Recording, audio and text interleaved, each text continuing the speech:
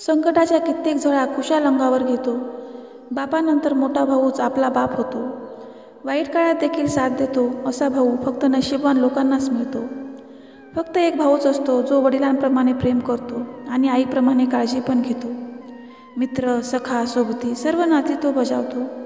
तळहाताच्या फोडाप्रमाणे जपणारा आपला दुसरा बाप तो असतो. नमस्कार.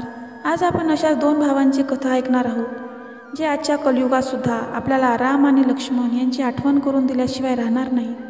ही कथा ऐकल्यावर फक्त एकच विचार डोक्यात येईल, तो म्हणजे भाऊ असावा तर असा. कथेचा बोध समजून घेण्यासाठी व्हिडिओ शेवटपर्यंत नक्की बघा. चला तर मग आजच्या या सुंदर कथेचा आनंद घेऊयात. ही कथा आहे कार्तिक आणि गणेश या दोन भावांची. गणेश आपल्या मोठ्या भावाला म्हणजे कार्तिकला फोन करतो आणि म्हणतो, दादा, परवा नवीन घरात हवन आहे. सुट्टीचा दिवस आहे, तुम्हा सर्वांना यायचं आहे. मी गाडी पाठवतो. तेव्हा कार्तिक गणेशला म्हणतो, छोट्या, तू दुसऱ्या भाड्याच्या घरात राहायला जात आहेस का? त्यावर गणेश म्हणतो, नाही दादा, हे स्वतःचं घर आहे, भाड्याचं नाही. त्यावर कार्तिक म्हणतो, छोट्या, तू सांगितलं पण नाहीस की तू स्वतःचं घर घेतलंस. यावर गणेश म्हणतो, बस दादा, घेतलं. एवढं बोलून तो फोन कट करतो. कार्तिक आणि गणेश सख्खे भाऊ होते, पण त्यांच्या वयात 15 वर्षाचं अंतर होतं. गणेश जेव्हा 7 वर्षाचा होता तेव्हा त्यांच्या आईवडिलांच्या एका दुर्घटनेत मृत्यू पावले होते. आता गणेशला सांभाळण्याची जबाबदारी कार्तिकवर होती. म्हणून त्याने लवकर लग्न केले, ज्यामुळे गणेशचा सांभाळ चांगल्या प्रकारे होऊ शकेल. एका खाजगी कंपनीत क्लर्क म्हणून काम करत असल्याने कार्तिकच्या पगाराचा मोठा भाग घरभाडे आणि गणेशच्या शिक्षणावर खर्च होत असे. यामुळे लग्नाच्या अनेक वर्षानंतरही कार्तिकने मूलबाळ होऊ दिले नाही, कारण कुटुंब जितके मोठे असेल तितका खर्च जास्त. शिक्षण पूर्ण झाल्यानंतर लगेच गणेश एका चांगल्या कंपनीत नोकरीला लागला आणि मग लवकरच लग्न पण झाले. मोठ्या भावासोबत राहायला जागा कमी पडत असल्याने त्याने एका दुसऱ्या ठिकाणी रूम केली. तसं पण आता कार्तिकची 2 मुलं पण होती, एक मुलगी आणि एक मुलगा. गणेशने स्वतःचं घर घेतल्याची गोष्ट जेव्हा कार्तिकने आपल्या पत्नीला सांगितली तेव्हा तिला खूप वाईट वाटले. ती म्हणाली, भाऊजींसाठी आपण काय केले नाही? कधी आपल्या मुलांना चांगले कपडे घेतले नाहीत की कधी घरात एखादी महागाची वस्तू आणली नाही.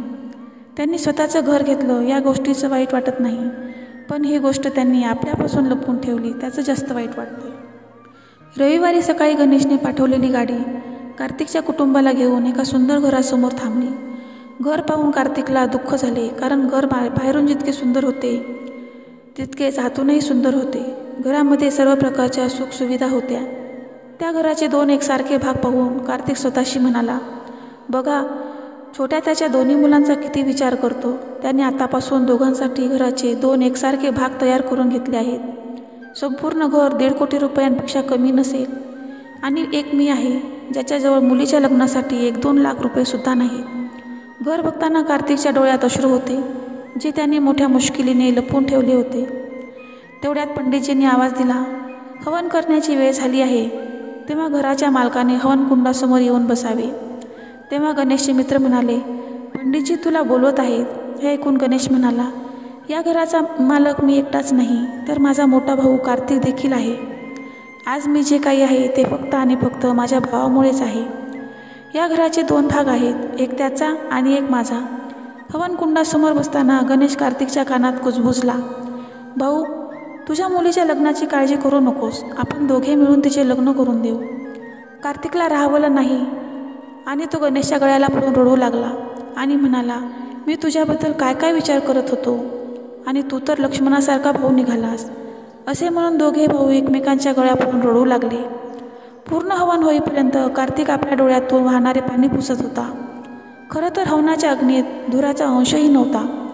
कार्तिकसारखे लोक आजही आढळतात, पण गणेशसारखे लोक या जगात क्वचितच आढळतात.